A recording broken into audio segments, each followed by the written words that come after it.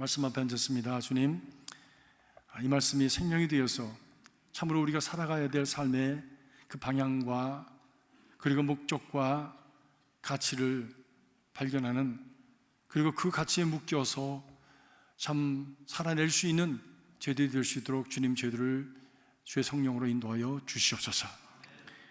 말씀의 주인이 되시는 성령님 함께 하시고 주님 함께 하셔서 참 우리 심령 깊은 곳에 주의 음성이 들려지고 새겨 주시도록 축복하여 주시옵소서. 예수 그리스도 이름으로 기도하옵나이다. 아멘. 한쪽이 스크린이 이렇게 꺼져 있으니까 좀 그렇죠? 뭐 보이지도 않는 게 저렇게 시커먼 게 있으니까 더 그래요. 근데 왜 그런가 봤더니 시그널이 안 간대네. 저렇게 잘 켜져 있어요. 켜져 있는데 시그널이 안 가서 저쪽에서 시그널을 보내는데 이 리시브를 못 해가지고 저쪽으로 비춰지지가 않는데요. 좀 이상하죠? 좀 이상하죠? 근데 우리도 그렇습니다. 하나님께서 계속 시그널을 보내시는데 이 접수를 못 하는 거예요. 그리고 그렇게 살아가라고 우리에게 이런 귀한 생명을 주시고 삶을 주셨는데 저렇게 나타나고 보여지는 그런 거룩한 삶을 살지 못하는 그런 경우가 너무나도 많이 있습니다. 여러분, 성경에 보면 하나님께서 말씀하셨다는 그 말씀에 대한 이야기가 수도 없이 나옵니다. 하나님이 아브라함에게 말씀하셨다. 하나님이 아담에게 말씀하셨다. 하나님 누구에게 말씀하셨다.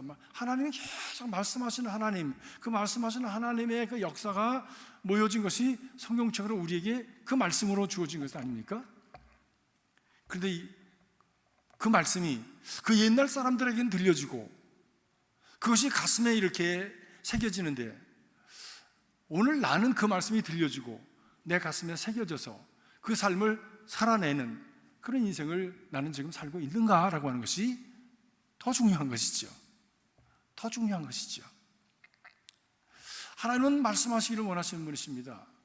부모가 자녀와 교통하기를 원하는 것처럼, 소통하기를 원하는 것처럼, 부부가 서로 소통하기를 원하는 것처럼 소통하기를 원하시는 하나님이십니다. 그 소통이 끊어질 때에 그 참담함이라는 것은 여러분들이 잘 아실 겁니다. 부모와 자녀와의 대화가 끊어지고, 부부간의 대화가 끊어지고, 그리고 내가 사랑한다고 고백하는, 사랑한다고 여기고 사랑할 수밖에 없는 사람, 사랑하는 관계 속에 살아가야 될 그 사람이 관계가 대화가 되지 않아서 끊어져 버렸다면 그것처럼 고통스러운 일이 어디 있습니까? 그 안타까운 하나님의 마음이 성경에 절절히 구구절절히 나와 있는 것이지. 구구절이 나와 있는 것이지. 과제는 그렇습니다. 과연 그러면 나는 하나님의 그 음성을 나는 듣고, 그리고 거기에 응답하면서 하나님께서 말씀하시는 것은, 하나님 나는 이렇습니다, 하려고 애를 쓰는데 안 되네요. 하나님 난 이렇게 했습니다, 참 잘했지요. 하나님 나 하려고 합니다, 나를 좀 도와주세요. 이런 교통이 있는 그런 믿음의 영적인 관계가 내게 지금 사라지고 있는가 라고 하는 것이지. 그것이 신앙생활이니까. 하나님은 지금도 말씀하고 계십니다. 자연을 통해서, 사람들을 통해서, 나타나는 현상을 통해서, 그리고 주어지는 어떤 삶의 여건을 통해서 지금도 굉장히 우레와 같은 소리로 말씀하시고 계세요. 저런 하비나 저런 얼마나 이런 무서운 자연 재해를 통해서 우리에게 말씀하고 계십니다. 일어나는 작금의 사태들을 통해서 하나님 말씀하고 계십니다. 우리 믿음의 사람들은 그 음성을 들을 수 있어야 하는 것이지요. 그래야 하나님이 원하시는 바른 길을 찾아서 갈 수 있지 않겠습니까? 하나님의 말씀은 변하지 않습니다. 태초부터 지금까지 하나님의 말씀은 변하지 않았습니다. 왜냐하면 하나님은 변하시는 분이 아니시기 때문입니다. 하나님은 변개하시는 분이 아니시고, 약속을 저버리는 분이 아니시고, 회전하는 그림자도 없으신 분, 약속을 지키시는 하나님이시기 때문입니다. 그런데 변하는 것은 누구입니까? 우리가 변합니다. 인간이 변합니다. 마음이 변합니다. 시대가 변합니다. 상황이 변하고요, 문화가 변한다고 하고 거기에 맞춰 살려고 하는 우리들의 그 경향이 변하고 방향이 변합니다. 그런 상황 속에 하나님께서는 그 튜닝을 다시 하시기 위해서 늘 하나님의 사람들을 부르셔서 그 말씀을 주셔서 그것을 하나님께로 방향을 맞추시도록 그 역사하시는 것을 우리의 모든 지난 세기 동안에, 지난 세상 동안의 역사를 통해서 우리는 볼 수가 있었습니다. 초대교회 때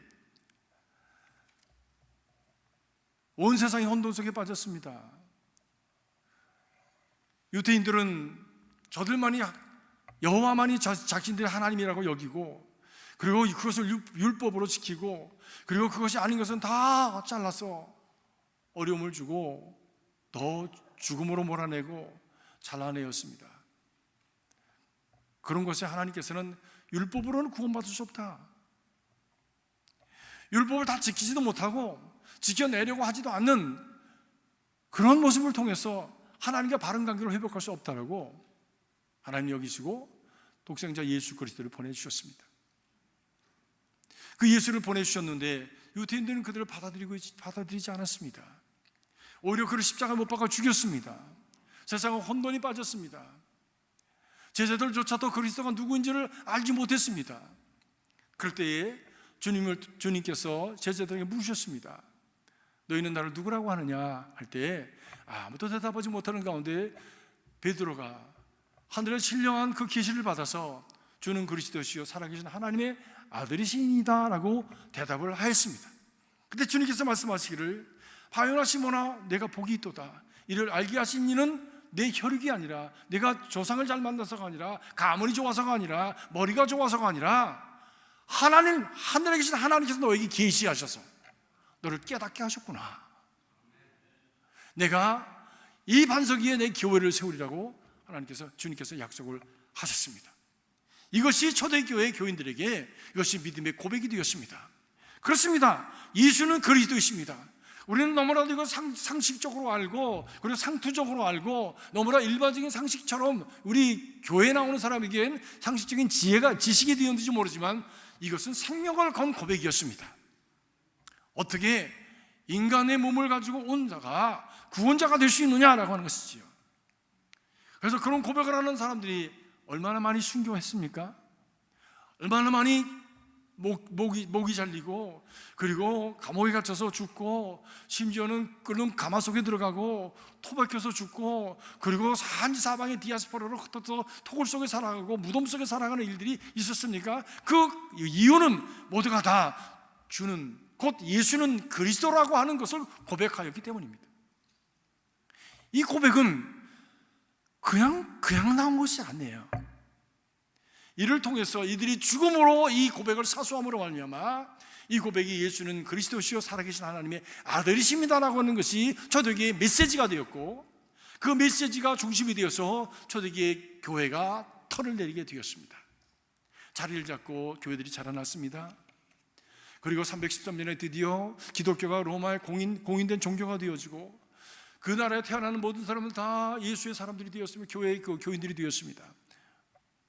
그렇게 익숙해져가는 즈음에 중세 때 와서 교회는 타락하게 됩니다. 변화한다고 하는 것은 우리 모두에게 참 중요한 그런 과제입니다. 변화. 그런데 어떻게 변화하느냐 하는 것이 중요한 것이죠. 누구든지 다 변합니다. 어린아이가 어른 되고 어른이 노인이 됩니다. 누구든지 다 변화합니다.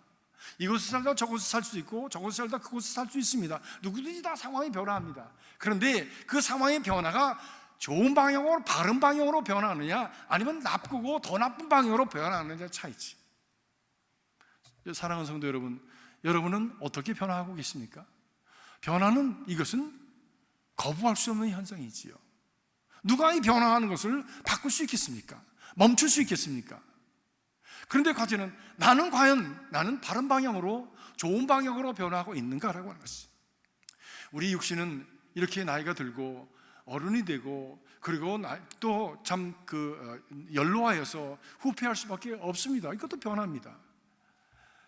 인생의 풍화작용에 의해서 이렇게 쇠퇴할 수밖에 없지만 그러나 과연 내 안에 있는 나는 정말 하나님을 향해서, 거룩을 향해서, 하나님의 나라를 향해서 점점 더 높은 곳을 향해서 자라나는, 성숙해지는, 거룩해지는 존재로 변화하고 있는가 라고 하는 것이 우리에게 주어진 귀한 과제일 것입니다. 사랑하는 성도 여러분, 신앙생활이 무엇입니까? 신앙생활이 무엇입니까? 후퇴하는 이 세상 속에서, 모든 것이 변화하는 세상 속에서, 모든 것이 다 쓰러지는 세상 속에서 변하지 않는 것을 찾아서 부단히 노력하고 애쓰고 자기를 견책하고 책망하면서 그 참 거룩한 변화의 삶을 애쓰는 과정이 신앙생활입니다. 그렇습니다. 교회도 그런데 변했는데 나쁘게 변한 거예요. 모든 주어진 것이 당연한 것으로 여기고, 그리고 모든 주어진 것에 익숙해져 가면서 안주하게 되어지고, 영적인 파워만 갖는 것이 아니라 권력도 갖고 금욕도 갖게 되었습니다. 그러면서 더 무서운 일은 성도들을 속였습니다. 성도들을 속였습니다. 말씀을 가르치지 않고 그 말씀을 사제들의 독점으로 여기고, 그리고 교황을 우상화시키고, 그것을 통해서 성도들의 눈을 가려버렸습니다. 그리고 마지막에는 면죄부까지 팔아서, 면죄부를 살면 아무리 무슨 죄를 지었다고 할지라도 다 용서받고 천국 간다고, 그렇게 큰 거짓말을 하지 않았습니까? 여러분, 교회도 거짓말 많이 했습니다. 그런데 거짓말 하는 자도 문제지만 거짓말에 속는 사람도 문제야. 왜? 모르니까. 너 몰랐다는 게 자랑이 아니잖아요. 무능하다는 게 자랑이 아니지 않습니까? 내가 능력을 기르고 지식을 기르고 해서 속지 않고 넘어지지 않도록 자기를 잘 세워가는 것도 자기 책임입니다. 사랑하는 성도 여러분, 그래서 성도들이 말씀을 배워야 해요. 말씀을 읽어야 돼요. 그렇지 않으면 잘못된 길로 빠진다고요. 이단에 빠진다고요. 잘못된 가르침인지 아닌지를 분별하지 못해서 그만 속아서 넘어간다고요. 그것이 큰 권위를 입고, 엄청난 교회라고 하는 권위를 입고 그것이 그렇게 전해질 때에 누가 거기에 거부하겠습니까? 누가 그것을 부정하시겠습니까? 모두가 다 그렇게 간다는데. 그런데 거기에 NO! 하고 빨간 길을 든 사람이 있는 거야. 누구였습니까? 마틴 루터였습니다. 그는 말씀을 아는 사람이었습니다. 가르치는 자였습니다. 그의 믿음의 양심으로 볼 때 그가 아무리 성경을 뒤져봐도 면죄부를 팔면 천국 간다는 얘기는 찾아볼 수가 없어. 이건 잘못됐다. 신앙의 양심을 가지고 그가 오히려 교황을 향해서, 그 당시에 교회를 향해서 그가 반대표를 들고, 그리고 이건 틀렸습니다 하고 외치기 시작했습니다. 그렇게 그가 할 수 있었던 가장 큰 이유는 하나님께서 주신 말씀 때문이었습니다. 그렇게 고민하고 갈등하는 가운데 하나님께서 그의 말씀에 심어주신, 마음에 심어주신 것이 의인은 믿음으로 말미암아 살리라. 율법으로 사는 것이 아니라, 뭘 지켜내기 때문이 아니라, 하나님께서 예수 그리스도를 보내주시고 그 예수 그리스도의 은혜로 말미암아 살 수밖에 없는 죄인이라고 하는 것, 그것을 깨닫고 하나님 앞에 나갈 때에 하나님께서 나를 용서하시고 용납하시고 구원해 주시는 은혜가 우리에게 임한다고 하는 것을 그는 말씀을 통해서 깨닫게 되었습니다.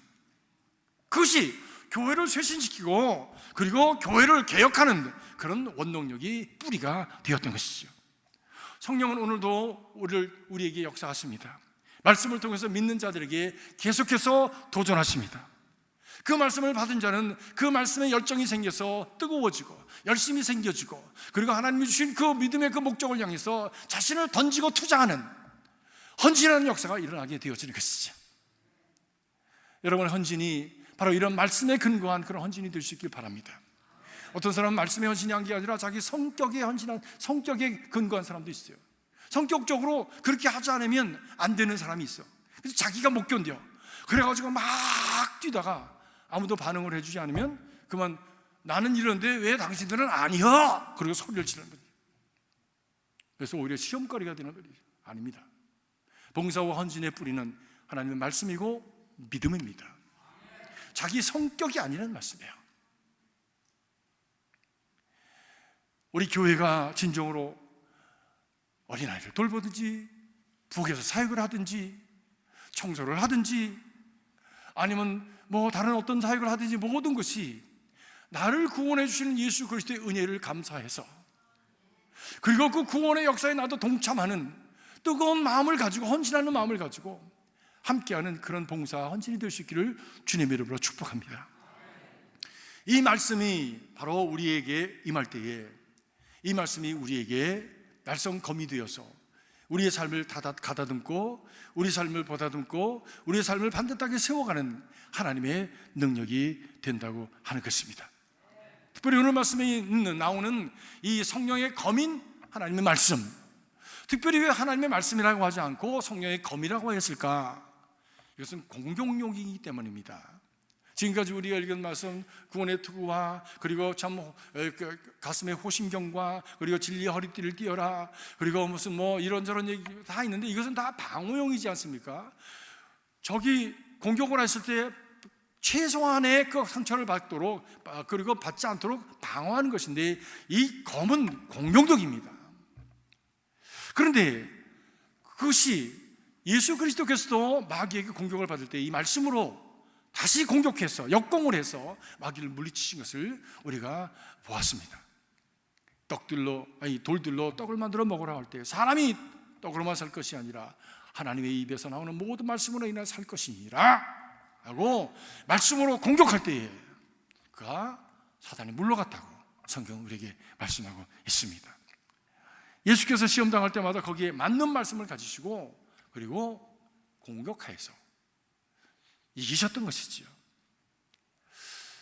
히브리서 기자는 이렇게 말씀합니다. 4장 12절에 보니까 하나님의 말씀은 살았고 운동력이 있어 좌우의 날선 어떤 검보다도 예리해서 혼과 영과 및 관절과 골수를 찔러 쪼개기까지 하며 또 우리 마음과 마음의 생각과 뜻을 판단하나니 지으신 것이 하나도 그 앞에 나타나지 않음이 없고 우리 결산을 받으실 이의 눈앞에 만물이 벌거벗은 것 같이 드러나느니라. 다시 말하면 하나님은 보고 계시고 알고 계시고 듣고 계셔서 모든 것을 판단하고 계시고 그 모든 종합적인 판단 속에 우리에게 말씀하실 때에 그 말씀 앞에 어느 누구도 항거할 수 없는 깊고 그리고 절대적인 말씀으로 우리에게 다가오게 된다는 말씀입니다. 하나님의 말씀은 예리한 수술용 메스와 같아서 우리 은밀한 죄와 우리 마음과 지정의에 생각하고 우리가 품었던 그런 모든 것의 내용과 관정과 골수까지 쪼개서 고치고 새롭게 하는 그런 능력이 바로 이 말씀 안에 있다라고 하는 것입니다. 그 말씀의 날카로움을 피할 자가 없습니다. 그 말씀에 노출되어질 때 그것을 도망갈 자가 없습니다. 그래서 강력한 무기가 되어지는 것입니다. 하나님 말씀의 두 가지 역할을 볼 수가 있습니다. 첫째로는 우리 깊은 내면의 모습을 드러낸다라고 하는 것이에요. 깊은 내면. 사랑하는 성도 여러분, 우리가 하나님의 말씀을 어렸을 때부터 들었습니다. 뭐 아담과 이브에게도 옛날 얘기처럼 들었고요. 그 다음에 또 홍해를 가르는 얘기도 옛날 얘기처럼 들었고요. 오병이의 기적의 역사도 옛날 얘기처럼 들었습니다. 그러나 그 말씀을 읽고 또 읽고 나이가 들고 인생의 연륜과 신앙의 연륜이 더해가면서 그 말씀을 묵상하면 묵상할수록 그 말씀 속에 하나님의 놀라운 진리가, 그리고 하나님께서 그 이야기 속에 하나님의 그 역사를 담아주신 것을 우리가 깨달아가게 되어집니다. 우리의 영혼 깊은 속까지를 만지는 하나님의 손길이, 하나님의 그 호흡이 그 안에 담겨져 있는 것을 우리는 느껴가게 됩니다. 영과 혼, 관절과 골수, 이것은 우리 인생의 가장 깊은 곳을 말하는 것이지요. 가장 깊은 곳까지도, 우리의 동기까지도, 아니 심지어 내가 알지 못하던, 내가 깨닫지 못하던 그 가장 은밀한 부분까지도 하나님은 다 보고 알고 그것을 드러내게 하신다는 말씀입니다.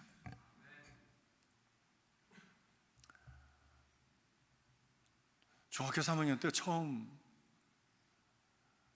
성령을 받았습니다. 인간은 죄인이다, 그런 얘기 수도 없이 들으면서 자랐지 않습니까? 근데 정말 나는 죄인으로 느끼고 정말 그것을 진심으로 고백하는가라고 하는 것은 내가 아는 것하고는 다르죠.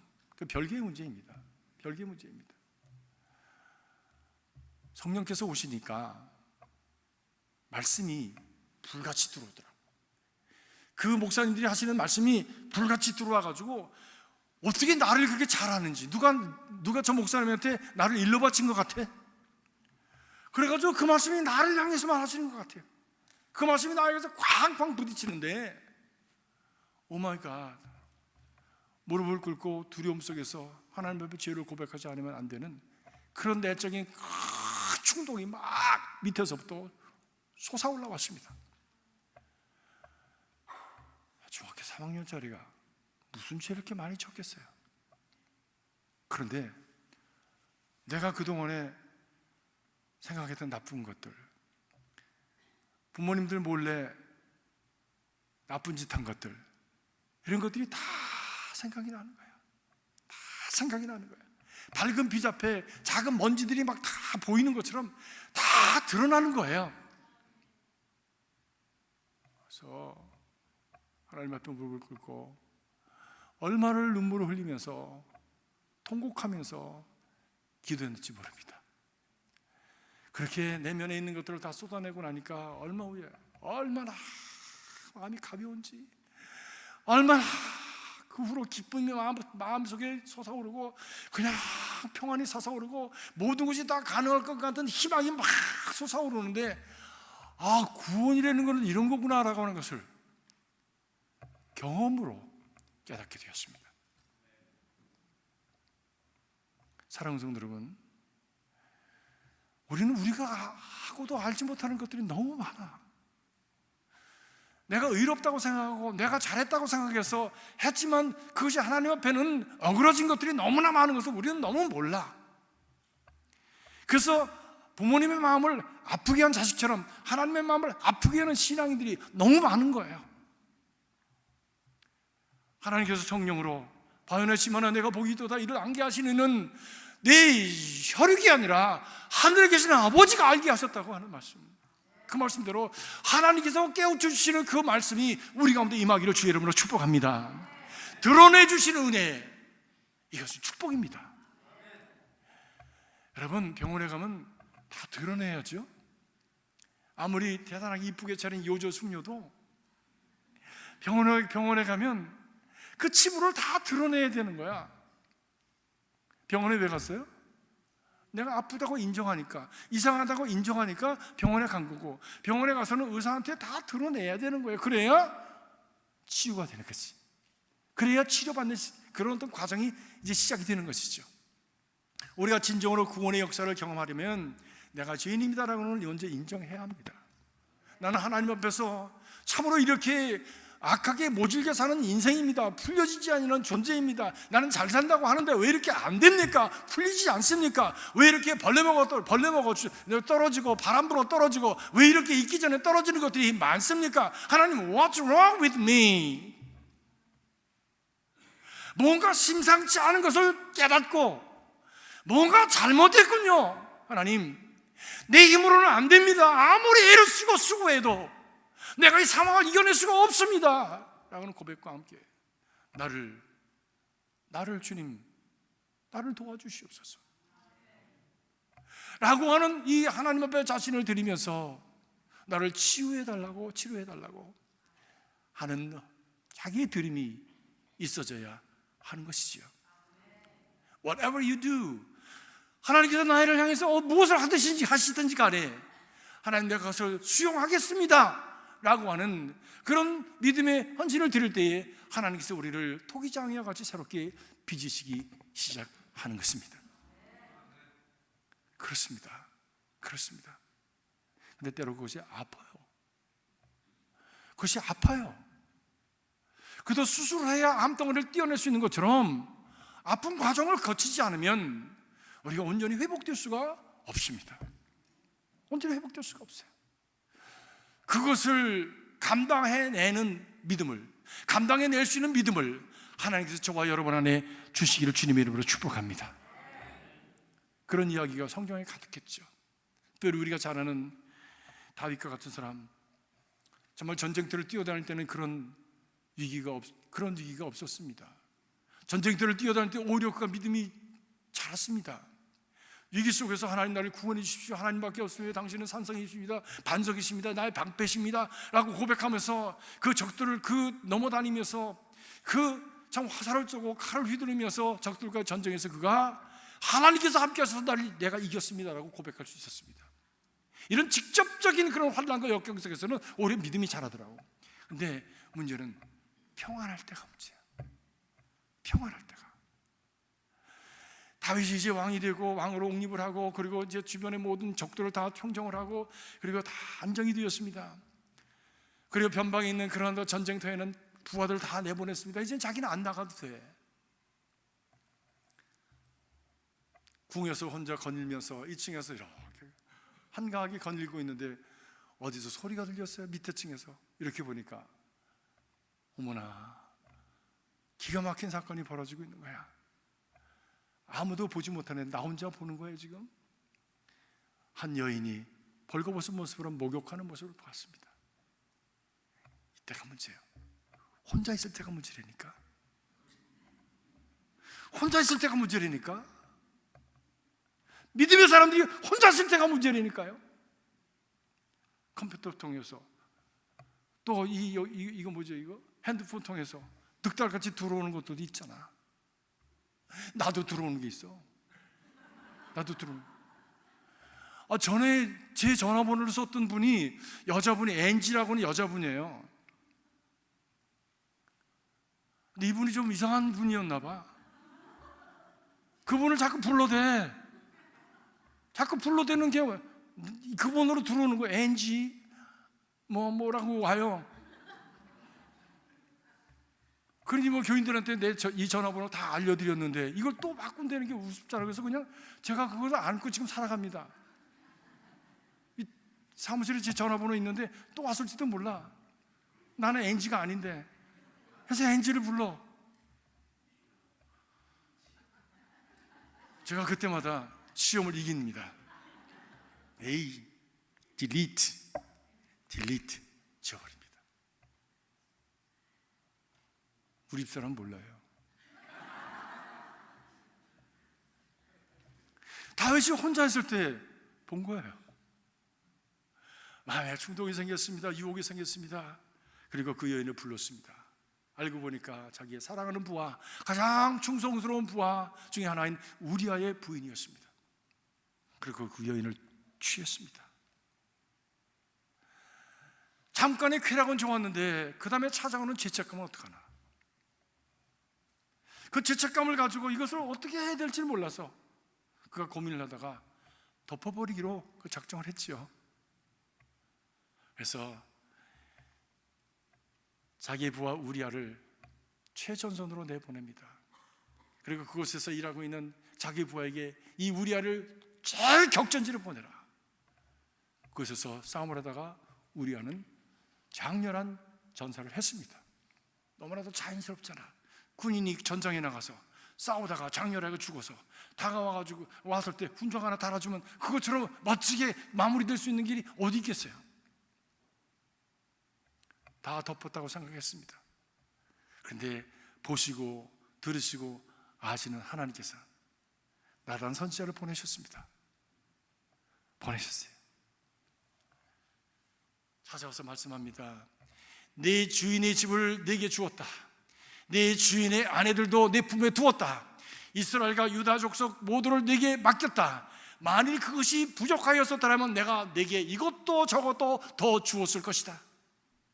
그런데 어찌하여 내가 여호와의 말씀을 업신여기고 나 보기에 악을 행하였느냐?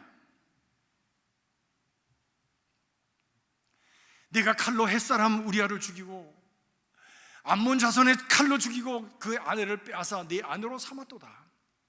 이제 내가 나를 업신여기고 햇사람 우리아의 아내를 빼앗아 내 아내로 삼았은즉 칼이 내 집에서 영영토록 떠나지 아니하리라.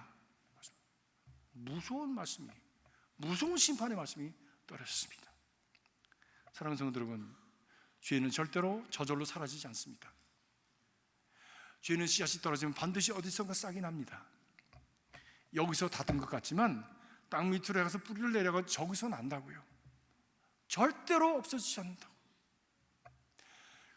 그것을 정리하는 방법은 오직 하나밖에 없습니다. 용서받는 것밖에 없습니다. 죄의 용서함 밖에는 그것을 정리할 수 있는 다른 길이 없어요. 그래서 죄를 회개하고 용서할 수 있는 기회를 얻는다고 하는 것은 우리에게 큰 은혜요, 축복이지, 그것은 무거운 짐이 아닙니다. 무슨 짐이 아니에요. 그런데 보십시오, 내가 나를 욕되게 하였다, 나를 무시하였다, 나를 모욕하였다라고 말씀합니다. 하나님께서 알지 못하시는 것처럼 그렇게 덮어버리려고 하였고 속이려고 하였던 그것을 하나님께서는 모욕감을 가지셨어요. 수치감을 가지셨어요.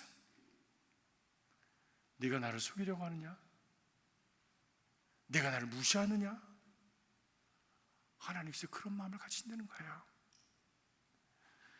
사랑하는 성도 여러분, 우리의 영과 혼을, 그리고 관절과 골수를 쪼개서 그 은밀한 것까지 다 드러내시는 하나님 앞에 누가 하나님을 속일 수가 있으며 누가 하나님을 감출 수가 있습니까? 사랑하는 성도 여러분, 하나님 앞에 우리 자신의 부족함을 내려놓고 주님께서 나를 용서하여 주시옵소서,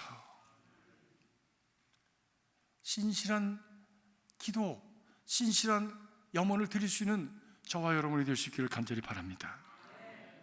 그때 나단 선지자가 다윗에게 말합니다.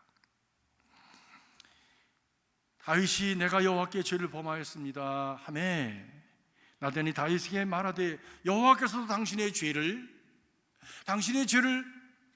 용서하셔 당신이 죽지 아니하려니와 이 일로 말미암아 여호와의 원수가 크게 비방할 거리를 얻게 하였으니 당신이 낳은 아이가 반드시 죽으리이다. 다윗은 살리고 죄의 삭은 사망인 것을 보여주셨습니다. 여기에 중요한 말씀이 있어요. 여호와의 원수가 크게 비방할 거리를 얻게 하였다 말씀합니다. 여호와의 원수가 누구입니까? 마귀 사탄이에요. 마귀 사탄은 비방할 거리가 있으면 반드시 그것을 통해서 공격하게 되겠습니다. 마치 먹거리가 있으면 반드시 그런 참 파리나 카크로치가 찾아오는 것처럼, 쥐들이 찾아오는 것처럼 우리 가운데 저들이 먹거리가 있으면, 비방거리를 만들어 놓으면, 죄를 지으면 반드시 사단은 그 죄를 통해서 우리 가운데 역사하고 그리고 우리를 무너뜨리게 되어진다는 말씀입니다. 그것의 묘약이 무엇이냐? 바로 하나님 앞에 회개하는 것입니다.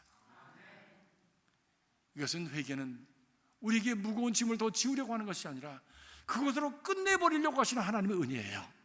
거기서 마무리 지으시려고 하나님의 은총입니다. 그렇습니다. 오늘날도 그렇습니다. 우리가 살아가는 이 삶 속에서 우리가 인류가 이런 어떤 어려운 지경을 지나가지 않습니까? 전쟁과 기후와 기근과 그리고 참 이런 재난, 이런 모든 것이 우리에게 환경이 변화되어서 우리에게 다가오고 있는데, 이 모든 것을 어디서부터 시작되는 것인가 살펴보면 결국엔 그것은 우리 자신으로부터 시작된 것이에요.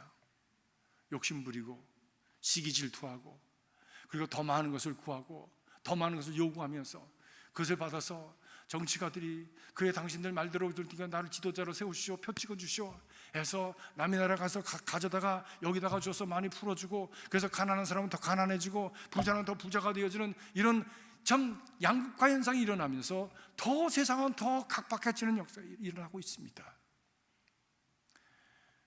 사랑하는 성도 여러분, 바로 이런 것이 우리를 죽음으로 몰고 가는, 멸망으로 몰고 가는 씨앗이 된 것이죠. 우리 마음속 깊은 곳에 있는 이런 탐심, 욕심, 이기심, 또한 미움과 시기심, 이런 것들, 작은 것들이 모여서 큰 악이 되어지고 큰 죄가 되어지고 사회악이 되고 전 인류적인 악이 되어서 우리 스스로를 망하게 하는 그런 결과가 오게 되는 것 아닙니까?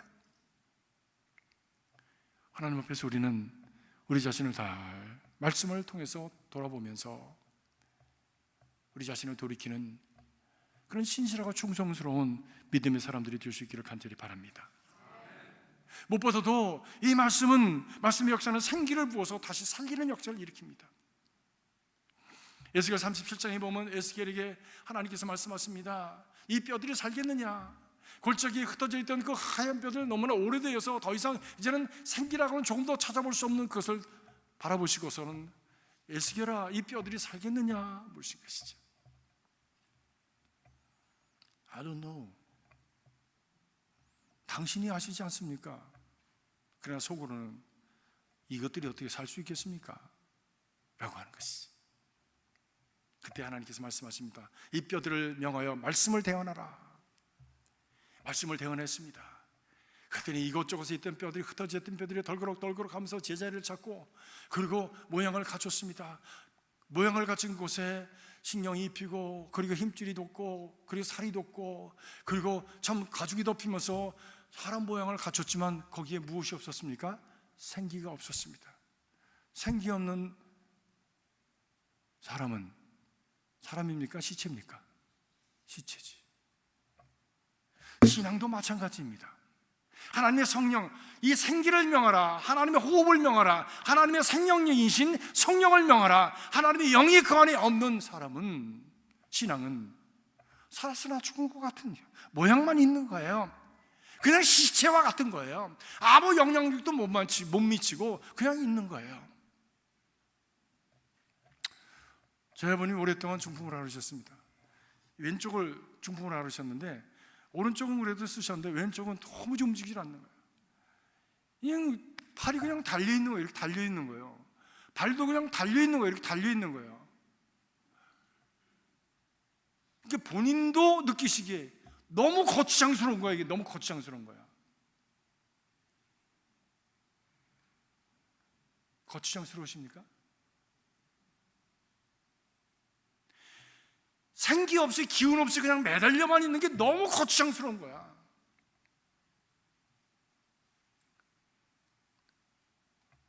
우리 신앙도 그렇습니다. 생기가 없이, 생명력이 없이 신앙생활을 하려고 할 때는 신앙생활 하는 게 너무 힘들어요. 이거 해야 된다, 저거 해야 된다. 너무 거추장스러워. 뭘 맨날 부흥회한다고 그러고, 무슨 뭐 통독한다고 그러고, 무슨 뭐 어디 가서 봉사하라고 그러고, 뭐 어디 뭐 LTD 가야 된다고 그러고, 무슨 뭐 어디 가야 된다. 너무 거추장스러워, 무거워, 너무 무거워. 그런 것들이 다 생명이 없을 때. 그런데 이 아래 생명이 요동을 치면 생명을 얻을 수 있는 길이 무엇인가를 찾아 나서는 그런 열정이 생겨지는 것입니다. 열정을 잃어버린 신앙은 죽은 신앙이에요. 열정을 잃어버린 신앙은 어떤 역사를 이룰 수가 없습니다. 여러분 모두가 다 집안에 파일럿 불이 있으신데, 오븐이 있으신데 파일럿 불 가지고 뭘 할 수 있겠습니까? 죽진 않았죠. 살아는 있습니다. 생명은 그 안에 뭐 있어요. 근데 뭐 확 불이 나야 그래야 뭐 끓이기도 하고 뭐 요리도 해서 밥도 먹고 뭘 할 수 있지. 추울 때는 불도 떼가지고 훈훈하기도 하고. 파일럿 불 하나 막 까물까물 그거 가지고 뭘 할 수 있습니까? 여러분의 신앙이 불타는 신앙입니까? 아니면 예수님이 나의 주님이시고 하나님은 살아계신데 라고, 그리고 주일날 예배 드리는 것으로서 내 신앙의 모든 것이 다 되었다고 여기는 신앙입니까? 저는 바라기는 여러분의 그 파일럿 불과 같은 그런 그 작은 불길에 하나님께서 성령을 부으셔서 큰 불이 되고, 여러분의 삶에 내가 삶을 이것을 위해서 살아야 되겠다고 하는 어떤 열정을 부으시는 그런 분명한 목적과 그런 뜨거운 마음이 생겨질 수 있기를 주님의 이름으로 축복합니다. 그 삶을 번민과 갈등과 번민 속에 그렇게 살다가 쓰러져 버린 존재가 아니라, 나는 이것을 위해서 살았습니다, 이것을 위해서 살았습니다라고 자녀들에게도 그렇게 얘기할 수가 있고, 하나님 앞에 가서도 하나님, 난 이것을 위해서 살다 왔습니다라고 보고할 수 있는 그런 신앙이 될 수 있기를 바랍니다. 여러분의 삶의 목적이 무엇입니까? 그것을 향한 열정과 그것을 향한 뜨거움이 있습니까? 하나님께서 우리 마음에 말씀을 주실 때에, 그리고 그 말씀이 내 가슴에 딱 새겨질 때에 우리 가운데 바로 그런 열정이 생겨지기 시작하는 것입니다. 그 말씀이 여러분의 심령 속에 삶의 주제와 같이 여러분의 늘 리마인드 시켜주는, 너는 이것을 위해서 살아야 할 자야, 넌 이것을 위해서 달려가야 될 자야, 이것이 내 삶의 방향이라고 일러주는 그 말씀이, 그 기준이 분명하게 서서 여러분을 늘 독려하고 여러분을 끌어가고 여러분을 채찍질하고 여러분을 붙들어주는 하나님의 은혜의 끈이 될 수 있기를 주의 이름으로 축복합니다. 탄압과 박해에도 불구하고 북한의 지하 교인들이 남아있답니다. 40만이 있답니다. 40만. 이건 비밀이지요. 우리끼리만 알고 있어야 돼요. 왜냐하면 저놈들이 알면 또 그냥 이상한 짓을 할 수 있으니까. 제가 그냥 심각하게 말씀드리는 겁니다. 이북에서 이렇게 남한으로 탈출하는 그 탈북자들, 그들의 루트를 갖다가 그 무슨 대단한 그런 큰 기사거리를 얻은 것처럼 어느 신문사에서 다 이렇게 꽉 광고를 했잖아요. 신문에 꽉 크게 냈습니다. 그 후로 이북에서 그 루트를 따라가지고 그 탈북자들 다 잡아다가 다 수용소에다 집어넣었어요. 우리는 여기서 좋다고 하는 말이 그들에게 엄청난 재난이 되는 거지. 그래서 그냥 여기서만 하시고 절대로 딴 데 가서 얘기하지 마십시오. 40만이 있대요. 40만.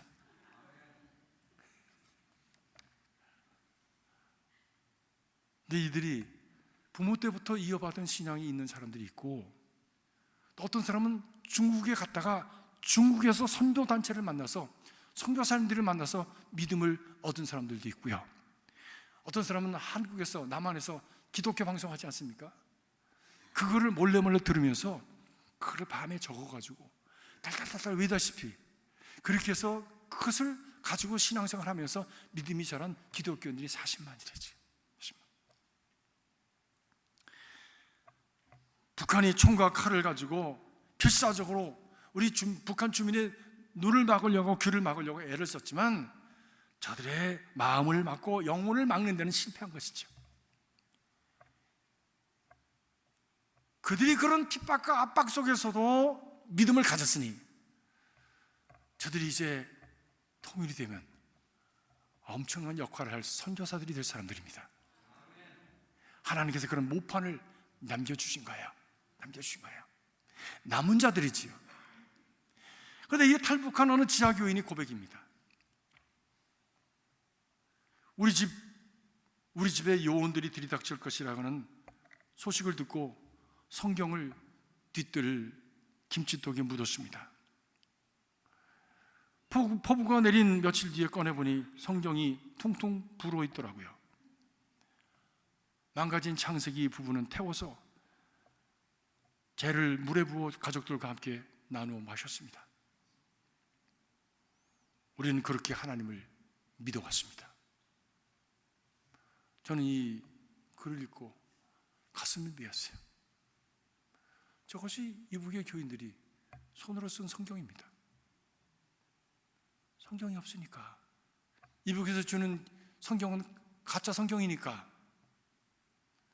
그것으로 믿을 수가 없어서 자기들이 기억나는 대로 돌려가면서 기억나는 거 적어가지고, 찬송가도 기억나는 대로 적어가지고, 그래가지고 돌려가면서 저들이 읽고, 그리고 저들이 그걸 가지고 신앙생활을 하는 겁니다.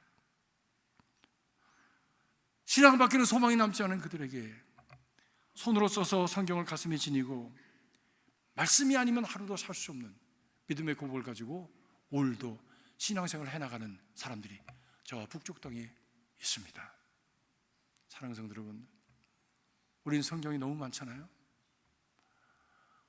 NIV version, American Standard Version, 무슨 RSV version, New Jerusalem version, 무슨 Phillips version, 수도 없는 성경이 있습니다. 수도 없는. 방 곳곳에 있고, 집안에도 성경책이 그냥 이렇게 한 질씩 있어. 그냥 한 질씩.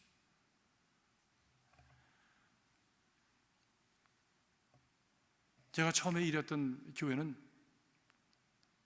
미국 교회, 한국 교회가 들어간 교회였습니다. 이 교회하고 비슷하죠. 근데 그 교회는 미국 교회가 그냥 이렇게 쓰러져 버렸어요. 우리 교회는 지금 30-40명씩 이렇게 남아있잖아요.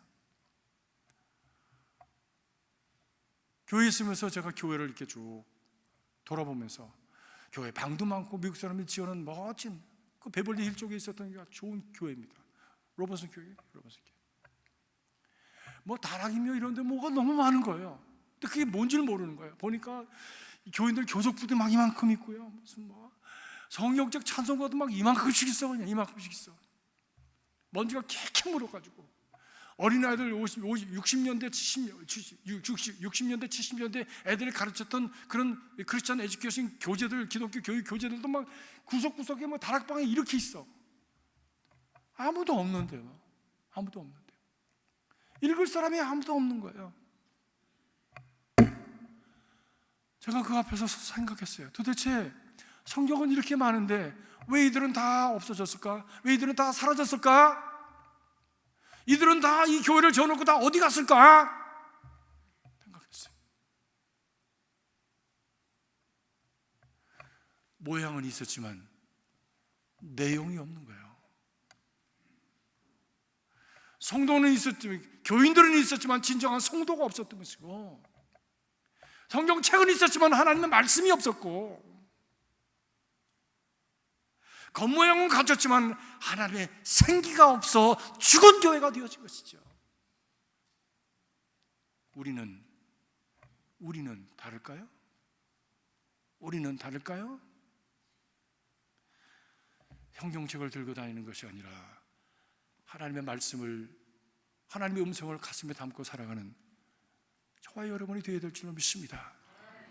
그것이 이렇게 요동치는 세상에서 우리를 보호해주고, 우리가 그 악한 세력의 공격에서 우리를 공격해서 무너지지 아니하고 승리하는 하나님의 사람들로 세워주는 능력이 될 줄로 믿습니다.